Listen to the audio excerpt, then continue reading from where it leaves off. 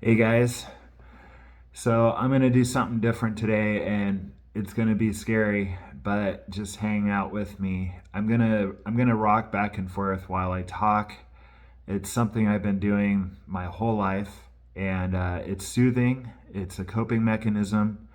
It's called stimming in the autistic community, and I actually had someone comment yesterday that they rock back and forth too. So I thought I would implement that in this channel. I do have I have a channel that's just on autistic stuff, but I want to just be completely real with you guys and just let it all hang out today. And I'm going to talk about mental health and sobriety. So here we go.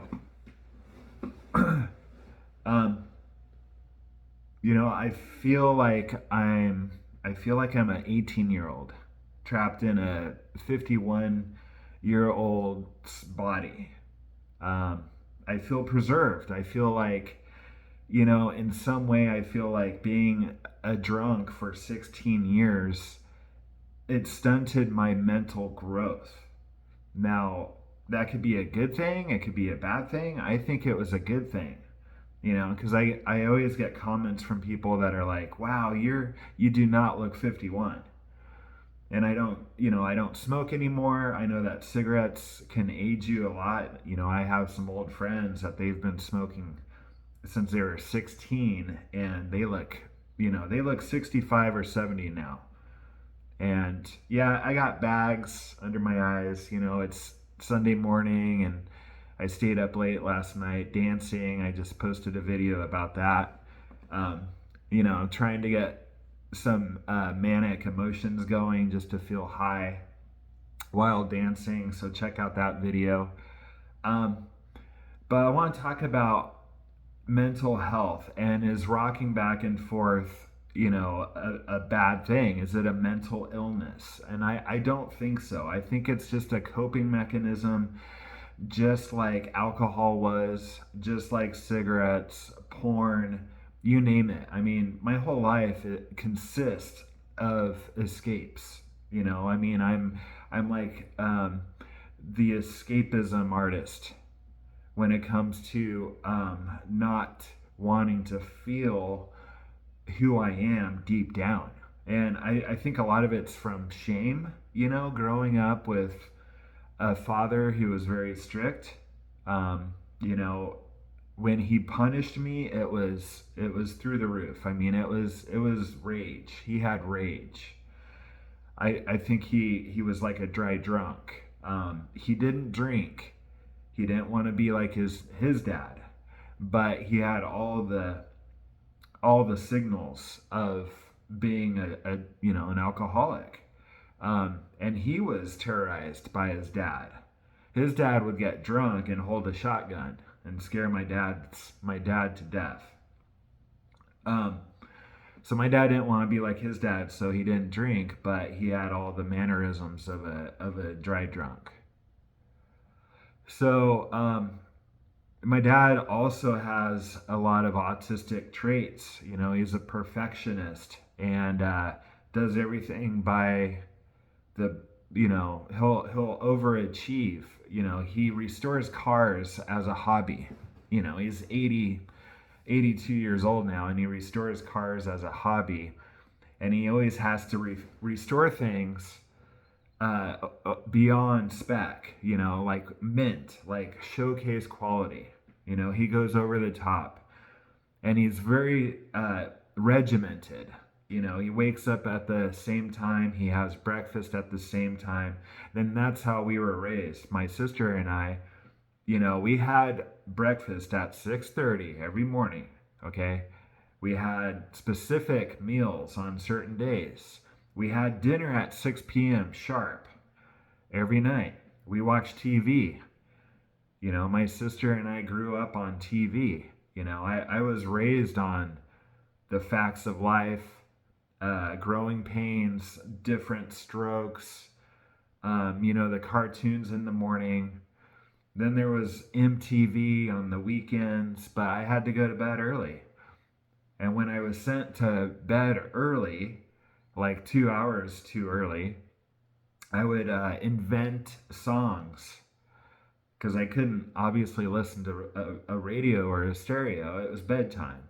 But I would hum songs and I would rock back and forth and I would kind of like fondle with myself and try to please myself. I didn't know what I was doing, but certain things felt good. And what's crazy today is I'm still doing those three things. I'm rocking back and forth, I'm listening to music, and I'm playing with myself. And there's a lot of guilt and shame around it. Um, I know a lot of people, a lot of you guys are like, masturbating is healthy, and but it's not if it detracts from your if it subtracts from your relationship with your spouse. I have fantasies. I have dark fantasies. There was a time there where uh, I thought I was bisexual, um, because I played with my butt so much. But then I realized I wasn't. That it was just it just felt good.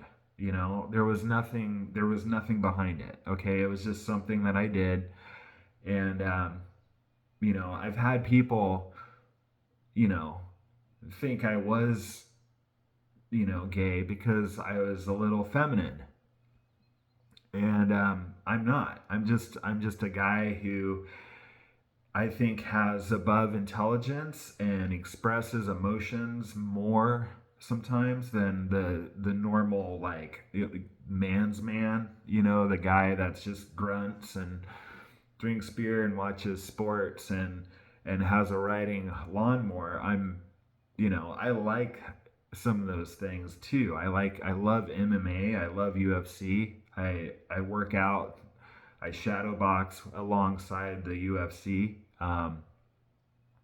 I can do manly things, and I've been with very beautiful women. I just, as a writer, as an artist, in my 20s, I felt like I had to experiment with everything because as a writer, you want to look at everything and experience everything so you can write good stories. Write You need to write deep stories. And you do that by experiencing sex, drugs, rock and roll. And I thought that was cool. I was a rebel. I was the black sheep of the family. And I know I'm rambling, but if you can relate to any of this, leave a comment.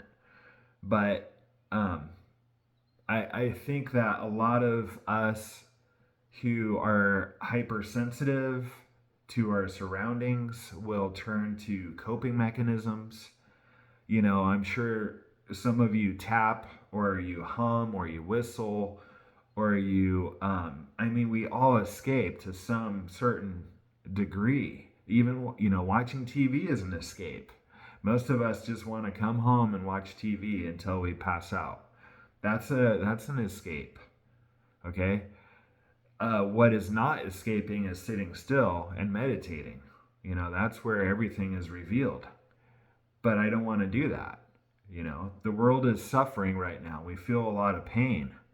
A lot of us want to escape. A lot of us escape through overeating, eating half a gallon of ice cream every night, watching TV, or trying to hook up with people. Just doing anything we can not to feel this pain, this angst. And yeah, you can turn to God, He's always there. But, it's really hard right now. And I'm just trying to be as transparent as possible. And this is my therapy. You can call me names all day long. Doesn't matter. Sometimes, I'll delete the ones that are bad. But hopefully, a lot of you understand what I'm talking about. That this world is hard, and we're coping, and we're escaping. And rocking back and forth for what, 48 years, 49 years. I'm 51. I started when I was 2. um, I've had a lot of time to think. I've had a lot of time to go inwards and really look at everything in my life. And I've had a lot of friends come and go. I've had a lot of girlfriends come and go.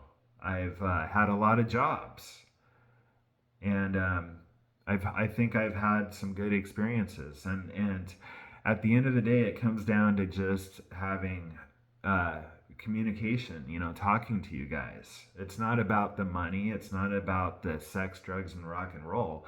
It's about community. It's about relationships coming together. And that's harder than ever these days because we have been taught to stay home and hide, since 2020. You know what happened in 2020. So we're just trying to get by the best we can. And if anything, I would love to help any of you get sober or stay sober. And I'm right there with you. I've been sober 10 years. It's been the best thing in my life. I wouldn't be here right now. I would have died a year later if I kept drinking. That it was really bad. It was getting drunk twice a day, not eating food. I didn't want to ruin the buzz, or my stomach was so upset. My diaphragm was inflamed. I was bloated. I mean, my body was shutting down. I was killing myself. And as an autistic person who loves music, I have songs or albums that pertain to every period of my life. And during that time, in 2008, when I stopped, I had a couple 2-day relapses after that. But there was an album called "A Hole in the Earth" by Deftones. That whole album represents me being in a very stormy relationship, lots of physical violence, and I was killing myself drinking, and having public fights, and having the cops called on us, and me not eating food, and listening to the Deftones "Hole in the Earth." That song in particular, "Hole in the Earth," it's very bittersweet. And that was my life. And now the music's different, but some of it's harder. I listen to metal. "Fit for a King" is really good. "Bring Me the Horizon." Um, Spirit Box is my new favorite. Spirit Box is a female vocalist from Canada. It's a hard metalcore band from Canada, and she sings like it's dark, but I don't listen to it as a symbol. Even if it was satanic, I wouldn't know. I just listen to it for the drums, the guitar, the screaming. Um, and that's how it's always been. Even when I was listening to Iron Maiden as a kid, "The Number of the Beast," very satanic, or it could be, and I was just a kid. I loved the drums and the guitar. I could never hear the lyrics. I don't know if it's my hearing or what, but I used to make up lyrics along their lyrics because I couldn't really hear their words. Some of it I could, but I'm not a lyricist. I don't remember songs lyrically. I remember the drum beat primarily. So leave a comment. Like, what do you do to, are you escaping? Do you have healthy coping mechanisms? Do you have destructive coping mechanisms? At the end of the day, I think I just want dopamine. I want to feel excitement. And for me, that's rocking back and forth, listening to music, and, trying not to fap. But that was part of the mix. I listen to music, I rock, and I fap. And I don't want to do that. I feel like I'm losing control of that. I feel like there are demonic forces, and they want me to crash and burn. And unfortunately, there's a lot of guilt and shame around it for me. Some of you can FAP without any guilt and shame. I applaud you. I think that's great. I think living guilt free is amazing. Um, so yeah, this is it. I love talking to you guys this way because it's real. It's me. It's 100% real. I'm not holding back. I'm not I'm not separating the different topics on my 4 different YouTube channels. Like everything is on this channel now. I want to talk about everything. I want to talk about rocking, mental health, sobriety, God, um, addiction, even business. Working from home. Working from home is really hard. I've been working from home full time since 2016. It's not a bad thing. It's actually great. But we get used to everything, and if we're addicts, we want to make everything stronger, brighter, crazier, to feel that same rush of dopamine. And now I can do that through jogging, meditation, loud music, sometimes dancing, Saturday night, Friday night. Check out my video where I'm not dancing, I'm actually pacing in circles, but I do a little strut when I pace. I do a little triple step or whatever. I don't even know the names of the dances, but kind of like ballroom dance on some slow parts and chaotic stuff on the other. It's called emoting. It's like theatrical dance, emoting. You're emoting emotions through movement.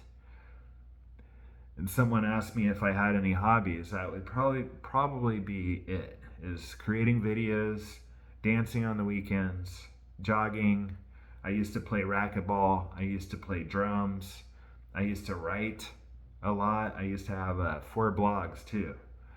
But AI took over the blog space. I'm not going to compete with AI. And I rather just talk to you guys this way. I think YouTube is amazing. I love the whole vlog style. So yeah, mental health is crucial, and coming up with healthy coping mechanisms. I don't think I'm hurting anyone with the rocking. Um, it has gotten to the point where I rock 14 hours a day though, and there are times when I rush back home because I want to rock. So it has taken away from my life. I've probably rocked at least 50,000 hours. Um, but like I said, friends come into my life. I used to live in a converted school bus, and they used to come over, and no one ever talked bad about my rocking. It was like they couldn't even see it. It's like I had an invisible cloak. My parents never talked about it. My friends never talked about it. It was just something I did. And maybe out of respect, they didn't say anything because maybe they thought I was handicapped. Maybe they thought I was disabled. But after talking to me for a couple hours, they knew I wasn't disabled. I just liked rocking. It was just what I did. So we all have our crutches, right? And I think I've been preserved in a way. The rocking and the alcohol, staying home a lot, introspecting, has given me depth of character, but I also have my youth. I feel exciting. I feel excited.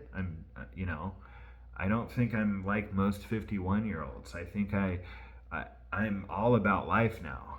I've almost died several times. So now every day it's a miracle that I'm even alive, that I can do these videos for you guys.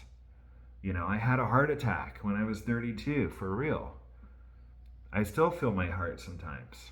They put a stent in it, my left artery. They didn't know why I was clogged up, and I've almost died many times. So now when I wake up, I'm like, yeah, but I'm not happy with the state of the world. I'm not happy with the skies. If you watch the skies, you know what I'm talking about. They're putting a haze in the sky. I can't go into that too much. I don't want my channel banned, but very angry about that. Um, Very angry about our quality of food deteriorating, and who knows what's in our water. They did research recently where they found nanoparticles in our water, and they always act surprised, like it's a new finding, but it's all been planned. Um, they want us sick. Okay, the healthcare system is almost $1 trillion industry. I haven't been to a doctor for at least 5 years, and I would rather drive fast and go into autophagy than go to the doctor, because they're just pushing pills now. Okay, they don't care. They don't care about our health. They just want to put a band-aid on it. So that's what it's about, guys. It's about embracing. It's about being excited about life, and without escaping, without turning to drugs and alcohol, without harming ourselves too much. And I feel like I can talk to you guys all day because you're my only friends. I mean, I just started doing these videos again because my mental health was really getting dark. This is talk therapy. It's free. I mean, this is my therapy. This is my session. This is what we do mostly anyways with therapists. We just talk for an hour and we have to pay them $150. At least with this, I'm not judging a therapist, okay? We do that a lot. When we go to a therapist, our ego wants to judge the therapist. Are they right for us? Are they full of crap? I don't like what they're suggesting I do. And I've judged every counselor I had. There's only been 2 out of like 7 that I liked. A lot of them don't even know, they're not doing any better than we are, a lot of the therapists. So at least here, I can be vulnerable, I can be real, I can, you guys can comment, and I love the dialogue. I love you guys who are supporting other commenters when they say they've been sober for a certain period of time. You guys are congratulating them. It feels like I'm building a community here, which is crazy because I'm antisocial. I have social anxiety. You guys tell me that I should go to meetings, but I'm still scared of people. That's why I drink. When I drank it, at least the first couple years, drinking gave me courage, and I felt immortal. I mean, it made me manic. I stayed up all night drinking. It was like speed to me because all that weight was off my shoulders. I could be me in the beginning, but eventually the alcohol takes everything away from you. Because at the end of it, I was trembling in a dark room, shaking, and couldn't talk to people. I couldn't socialize. I couldn't do anything. I didn't clip my nails. I didn't shower. I was vomiting every morning, trying to get the first beer down. And I drank overnight too. I always had a beer by my side. 4 a.m. when the tremors started, I would drink. And I drank all day, all night. And it took everything away from me. So at least I can talk to you guys now and celebrate life and feel great. And so what if I'm a little lonely? I have you guys, and hopefully some of you have stayed sober a day longer because of me. Leave a comment if you stim, if you rock back and forth. That'd be great if I can bring over some autistic people from my other channel. Combine everything here. But it's all been good. It's all been worth it. This life has been worth it. If I died tomorrow, I would be happy, I think. I don't have any regrets. I do regret hurting people, But I made amends to a lot of them thanks to the 12 steps. I went through all the steps. It was miraculous. It was. I'm not bashing AA.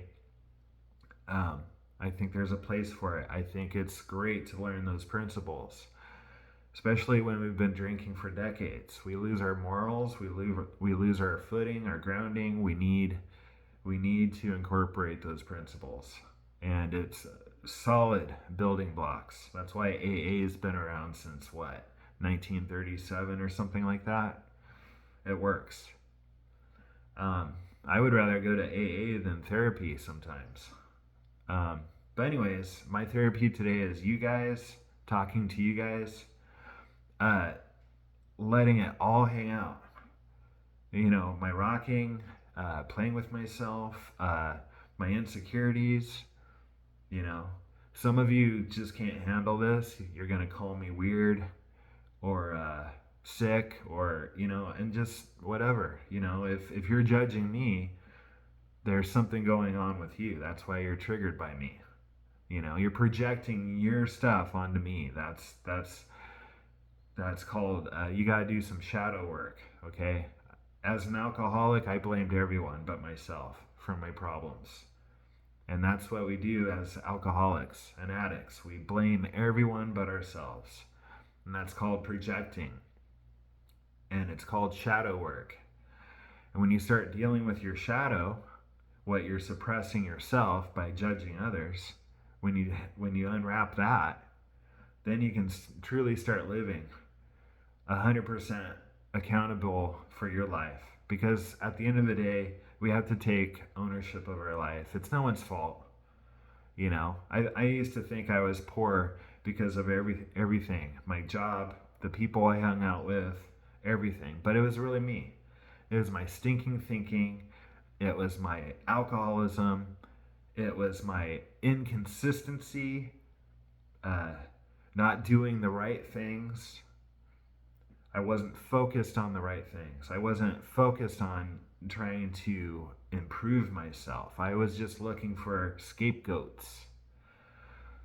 And that's no way to live. Okay, we got to take responsibility. I went from poor, almost homeless, to now making good money and living a good life, but still have dark days. So anyways, that's my story. Leave a comment. How are you guys doing? Like this video, please. Let's get the word out. Let's get some people talking about mental health, and if they have any patterns, any repetitive patterns. I have so many labels. I have just as many labels as anyone else, but at the end of the day, we don't have labels. Okay, that's in the 80s and 90s. There weren't any labels. No one knew about PTSD or ADD or ADHD or bipolar or OCD. All these acronyms. Really, we're just human. Okay, and we're either progressing or we're going backwards, but it's all learning. It's all for our benefit. All of it. The good, the bad, the ugly, it's all for our benefit. It's all to shape us, refine us, humble us. If you're not humbled yet, you will be. Or you're going to die bitter.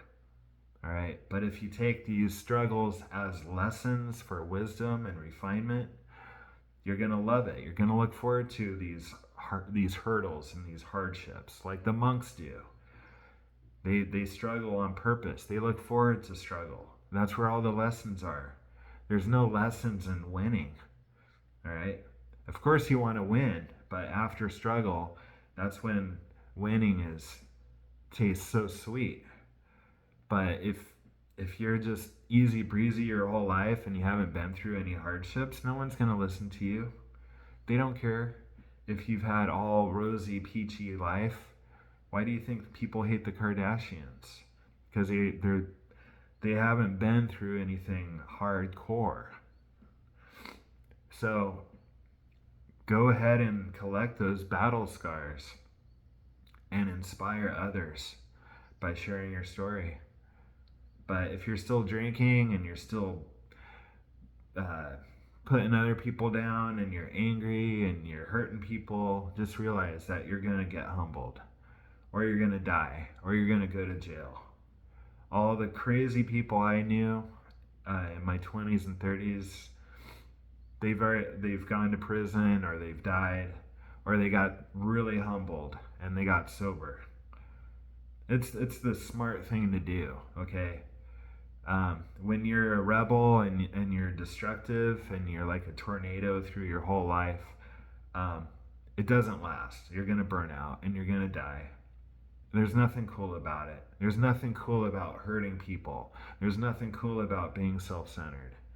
And that's what we do when we're drinking and drugging. There's no way around it. You can't be loving.